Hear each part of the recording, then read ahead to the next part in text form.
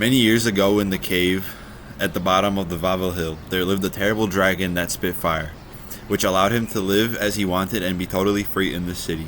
No inhabitant, including the king, knew from where that terrible monster had come.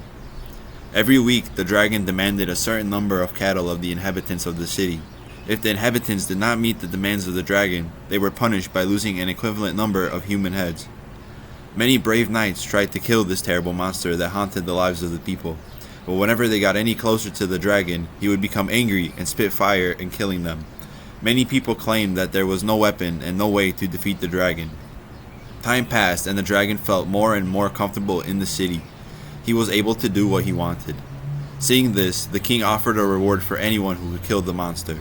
The reward was that the person who would manage to complete this dangerous mission would marry his beautiful daughter and get a chance to become the king when he would die. This amazing reward attracted many knights from different countries, but all of them failed on that mission. There was no one able to kill the dragon. But one day, a young shoemaker knocked on the gates of the castle and asked to speak with the king. The young man asked for permission to try to kill the dragon. The king said he could try it, but he also realized that the young man had no horse, armor, or a sword with him.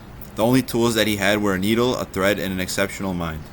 Regardless, the king decided to put all his faith in this young man and let him face the dragon. To stick to his plan, the young man got a young lamb, sulfur, and mustard seed. He then cut the lamb in half and put the sulfur inside it, and he took his needle and sewed the lamb. The next morning, the young man took the dead lamb and put it right at the entrance of the dragon's cave. After that, he quickly hid behind the bushes and waited for the dragon to see if the plan could work.